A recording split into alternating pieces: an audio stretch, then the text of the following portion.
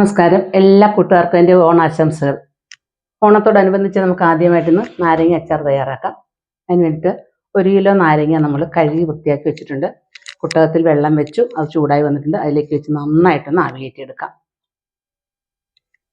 സാധാരണ നമ്മളെപ്പോഴും മുളക് പൊടിയിട്ട് അച്ചാറാണ് എടുക്കുന്നത്. ഇന്ന് നമുക്ക് മഞ്ഞയ്ക്കെടുക്കാം. മഞ്ഞയായിട്ട് അച്ചാറിട്ട് വയ്ക്കാം. അപ്പം ആദ്യം നാരങ്ങ അച്ചാർ തയ്യാറാക്കുന്നത് വെച്ചാൽ നാരങ്ങയൊക്കെ നമ്മുടെ തിരുവോണത്തിൻ്റെ അന്ന് ഇരുന്ന് നല്ല സെറ്റായിട്ട് വരണം. അതിന് വേണ്ടിയിട്ടാണ് ആദ്യമേ നമ്മൾ നാരങ്ങ അച്ചാറിട്ട് വയ്ക്കുന്നത്. അപ്പം ഞാൻ ഓണപരിപാടിയുടെ അച്ചാറുകൾ ആരംഭിച്ചിട്ടേ ഉള്ളൂ. ഫസ്റ്റ് നാരങ്ങയാണ്. അതൊന്ന് മൂടി വെച്ച് വേവിച്ചെടുക്കാം. തുറന്ന് നോക്കാം. നാരങ്ങയെല്ലാം നന്നായിട്ട് വെന്ത് വന്നിട്ടുണ്ട്. ഇത് നമുക്കൊരു പ്ലേറ്റിലേക്ക് മാറ്റി കൊടുക്കാം. തണുത്തതിന് ശേഷം ഓരോ നാരങ്ങ 4 പീസാക്കി, അത് വലുതാണെങ്കിൽ 4ആയിട്ട് മുറിക്കുക, ചെറുതാണെങ്കിൽ ഇതേപോലുള്ളതൊക്കെ 4ആയിട്ട് മുറിക്കാം. ചെറുതാണെങ്കിൽ നമുക്ക് 2ആയിട്ട് പൊളന്നിട്ടാൽ മതി. അപ്പോൾ ഇത് തണുപ്പിച്ച് പീസാക്കി എടുത്തുകൊണ്ട് വരാം. നാരങ്ങ എല്ലാം പീസാക്കി എടുത്തുകൊണ്ട് വരട്ടെ. നാരങ്ങ എല്ലാം ചെറിയ പീസുകളായിട്ട് നമ്മൾ അരിഞ്ഞെടുത്തിട്ടുണ്ട്. നമ്മളൊരു ഇൻഡാലിയത്തിൻ്റെ ചട്ടിയാണ് എടുത്ത് വെച്ചിരിക്കുന്നത്. അതിലാണ് അച്ചാറിടാൻ പോകുന്നത്. അടി കട്ടിയുള്ള പാത്രമാണ് അച്ചാറിടാനായിട്ട് എടുക്കാനായിട്ട്. ഒരു 100 ഗ്രാം നല്ലെണ്ണ ഒഴിച്ചു കൊടുക്കാം. അച്ചാറിന് എണ്ണയാണ് കൂടുതലുണ്ട്. നല്ലെണ്ണയൊക്കെ കൂടുതൽ ഒഴിക്കണം. നമ്മുടെ അച്ചാർ കുറേ ദിവസം, അതായത് മാസങ്ങളോളം കേടുകൂടാതെ ഇരിക്കും.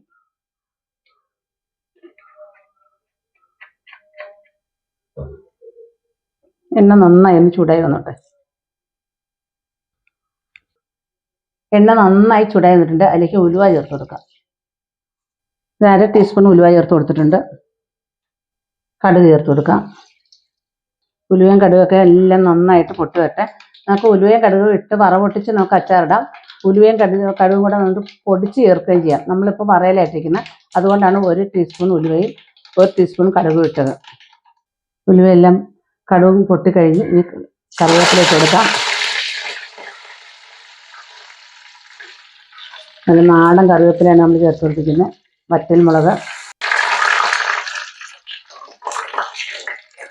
കറിയെല്ലാം നന്നായി മൂത്ത് വന്നിട്ടുണ്ട്. അതിലേക്ക് 50 ഗ്രാം വെളുത്തുള്ളി, ഒരു ചെറിയ കഷ്ണം ഇഞ്ചി, ഒരു 50 ഗ്രാം കാന്താരി ഉണ്ട് നമ്മുടെ വീട്ടിലെ, പിന്നെ 4-5 പച്ചമുളകുണ്ട്. എരിവിന് വേണ്ടിയിട്ടാണ് നമ്മളിത് ചേർത്ത് കൊടുക്കുന്നത്.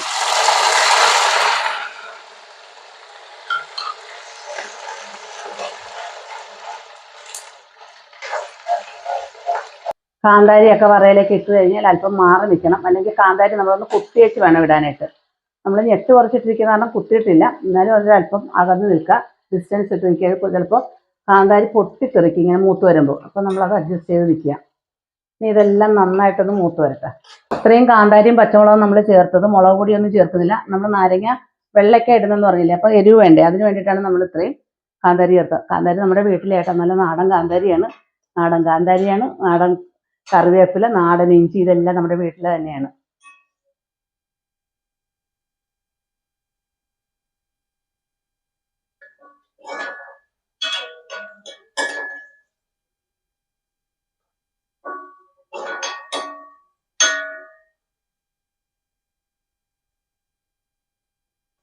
വെളുത്തുള്ളിയും കാന്താരിയൊക്കെ നന്നായിട്ട് മൂത്ത്, വെളുത്തുള്ളിയിലും കാന്താരിയിലും ഉള്ള ജലാംശം നഷ്ടപ്പെടണം. അച്ചാറിടുമ്പോൾ നമ്മൾ പ്രത്യേകം ശ്രദ്ധിക്കേണ്ട കാര്യങ്ങളാണ്. നന്നായിട്ട് മൂപ്പിച്ചിട്ടേ ഇടാവുള്ളൂ, കാരണം അല്ലെങ്കിൽ അച്ചാർ പൂപ്പലടിച്ചു പോകും.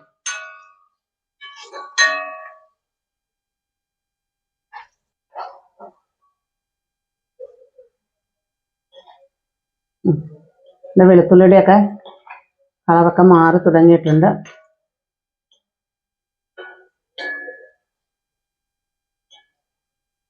മൂത്തെന്നറിയുന്നതിന് നമ്മുടെ ഇതിൽ കാണുന്ന ഇതേപോലുള്ള ജലാംശം, അതായത് വെള്ളം പത പോലെ വരും.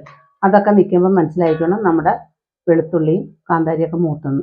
ഇപ്പോൾ കണ്ടില്ലേ, പത കുറഞ്ഞില്ലേ.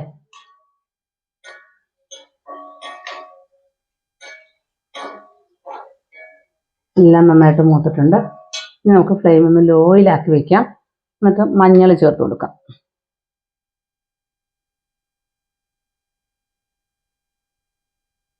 ഒരു 3/4 ടീസ്പൂൺ മഞ്ഞൾപ്പൊടി ചേർത്ത് കൊടുത്തിട്ടുണ്ട്. പെട്ടെന്ന് ഇളക്കുക. അതേ സ്പീഡിൽ തന്നെ നാരങ്ങ ഇട്ട് കൊടുക്കുക.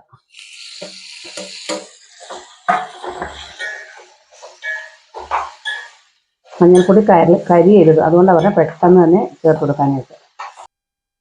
ആവശ്യത്തിന് ഉപ്പ്,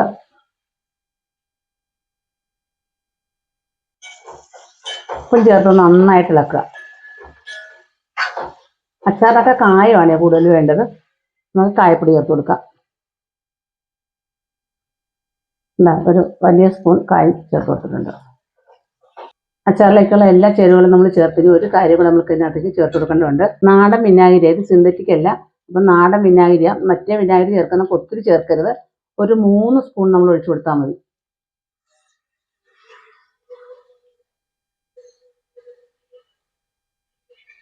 ഓക്കെ, ഇത് മതി.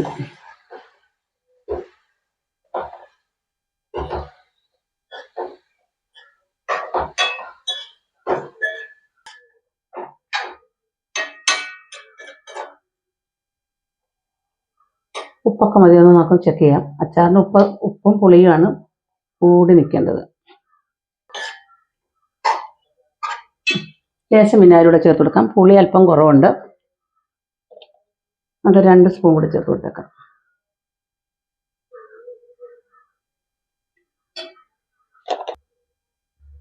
ഒരു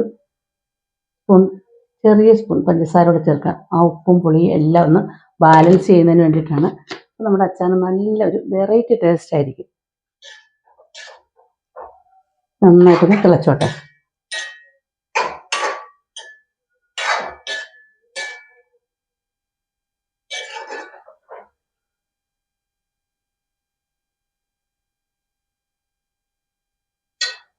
അപ്പം നമ്മുടെ അച്ചാർ ഇവിടെ റെഡിയായി.